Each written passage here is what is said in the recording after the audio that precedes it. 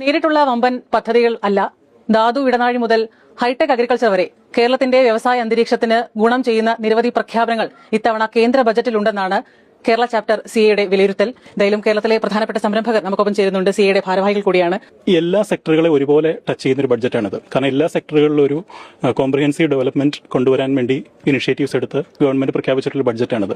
അപ്പോൾ അഗ്രികൾച്ചർ മുതൽ ടൂറിസം വരെയുള്ള ഏതാണ്ട് എല്ലാ ഇൻഡസ്ട്രിയൽ സെക്ടറുകളിലും ഇതിന്റെ ബെനിഫിറ്റ്സ് ഉണ്ടാവുമെന്ന് തന്നെയാണ് ഞങ്ങൾ പ്രതീക്ഷിക്കുന്നത്. ഈ ലാൻഡ് സീലിംഗ് അടക്കം കേരളത്തിൽ കുറെ വെല്ലുവിളികളുണ്ട്. പക്ഷേ അതിനപ്പുറം ഈ സാൻഡൽവുഡ് അടക്കം ചന്ദനത്തിനടക്കം വലിയ സാധ്യതയുള്ളപ്പോൾ എങ്ങനെയാണ് ഈ ബജറ്റിലെ പ്രഖ്യാപനങ്ങൾ കേരളത്തിൽ ഗുണം ചെയ്യുക? നമ്മളൊരു പുതിയ ക്രോപ്പിനൊക്കെ പോകേണ്ട സ്റ്റേജ് ആയിട്ടുണ്ട്. കോക്കനട്ട് ഉണ്ട്, പക്ഷെ കോക്കനട്ട് ഉണ്ടോ കേരളത്തിൽ? ഇല്ല, പോരാ. പ്രൊഡക്ടിവിറ്റി കൂട്ടുക തന്നെ വേണം.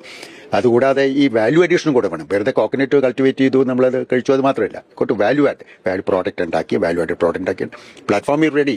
27 കൺട്രീസാണ് യൂറോപ്പിലുള്ളത്, എക്സ്പോർട്ട് ചെയ്യും. പിന്നെ അതുകൂടാതെ സാൻഡൽവുഡ് എത്ര ഇതിനു മുമ്പേ ചെയ്യേണ്ടിയിരുന്നു. Better to be late than never.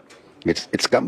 And nuts, മറ്റേ വാല്യൂ അഡീഷൻ, ഇതെല്ലാം വാല്യൂ അഡീഷനിലേക്ക് കൊണ്ടുവരണം. അവിടെയാണ് SMSC എന്ന് പറയുന്നത്, സ്മോൾ സ്കെയിൽ ഇൻഡസ്ട്രീസിനെ ഹെൽപ്പ് ചെയ്യണത്.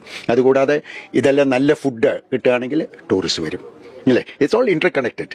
അതുകൂടാതെ നമുക്ക് കൂടുതൽ വാല്യൂ ആഡഡ് പ്രോഡക്ട്സ് ഉണ്ടാക്കുകയാണെങ്കിൽ വിഴിഞ്ഞം പോർട്ട് ഉണ്ട് സപ്പോർട്ടിങ് ദാറ്റ്. എനിക്കൊന്ന് ഈ ബഡ്ജറ്റിൽ ആയുർവേദ ഇൻഡസ്ട്രിയെ സംബന്ധിച്ച് അതിൽ ക്രിട്ടിക്കൽ ആയിട്ടുള്ള പ്രോഡക്ട്സ്, സർവീസസ്, പിന്നെ അതിന്റെ ബാക്ക് എൻഡ് ആയിട്ടുള്ള റിസർച്ച് അക്കാഡമിക്സ് എല്ലാത്തിനും ഒരു സപ്പോർട്ട് കാണുന്നുണ്ട്.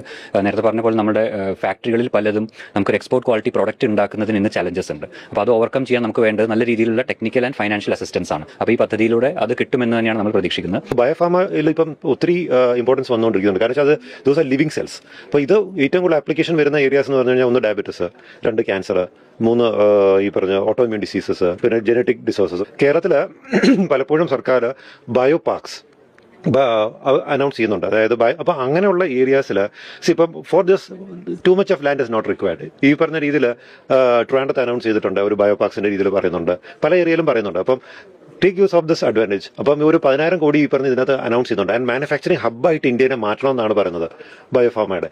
So we should utilise it to grow our state.